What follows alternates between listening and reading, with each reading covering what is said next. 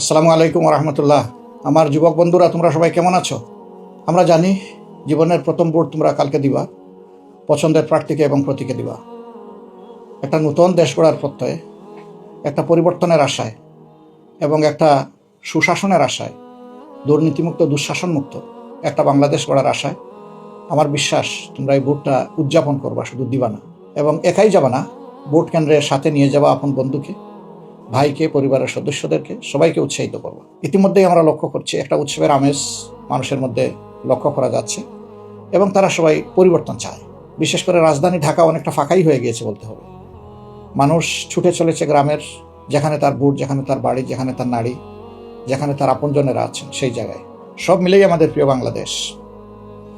ইনশাল্লাহ আমরা আশাবাদী যে সকল ধরনের সংকোচ, দ্বিধা, সংশয় সব কিছুকে উপেক্ষা করে পিছনে ফেলে এদেশের মানুষ যেভাবে তাকিয়ে আছে একটা সুষ্ঠু নির্বাচনের জন্য, আমাদের কাঙ্ক্ষিত সেই নির্বাচনটি আগামীকাল 7:30 থেকে শুরু হবে।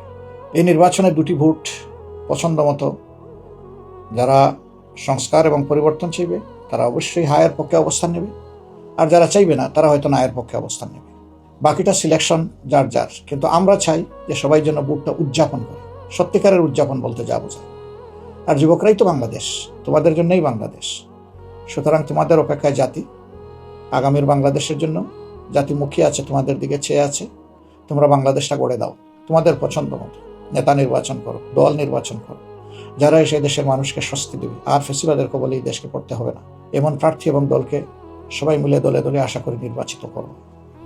নারী সমাজের প্রতি আমাদের একান্ত আবেদন যে আপনারা যুগে যুগে ঐতিহাসিক ভূমিকা পালন করেছেন।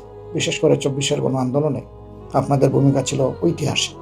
রাস্তায় নেমে এসেছেন, শক্তি জুগিয়েছেন, আপনারা হাত বাড়িয়ে পানি পান করেছেন এবং সমান তালে লড়াইও করেছেন। সেই গর্বিত নারী জাতিকে নিয়ে বাংলাদেশ আগামীতে ইনশাআল্লাহ সাথে নিয়েই স্বপ্নের বাংলাদেশ করবে। যেই বাংলাদেশ বলবে সত্যিকারে আমি একটি স্বাধীন দেশ, এবং প্রত্যেকটি নাগরিক পরিচয় দিয়ে খুব খুশি হয়ে বলবে আমিই তো বাংলাদেশ, আমাকে দেখে বাংলাদেশকে চিনে নাও। আমরা ওই বাংলাদেশটার অপেক্ষায় আছি, যেটি হবে মানবিক বাংলাদেশ, যেখানে সাম্য থাকবে, যেখানে ন্যায় বিচার প্রতিষ্ঠিত হবে এবং বিচারের জন্য মানুষকে আর ধারে ধারে ঘুরতে হবে না।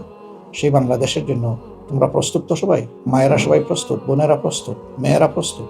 আমরা আশা করছি আপনারা সবাই প্রস্তুত আছেন, প্রস্তুত থাকবেন। আমরা সবাই মিলেই বাংলাদেশ করব, আর তার ভিত্তি রচনা হবে ইনশাল্লাহ আগামীকাল 12টা। আমরা সবাই প্রস্তুত থাকি এবং যে কোনো ধরনের অপতথ্য যারা ছড়াবে ধরে নেবেন যে এরা জাতির দুশ্মন।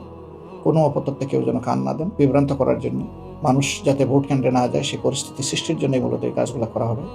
আমরা ইনশাল্লাহ জাতি হিসাবে সমবেতভাবে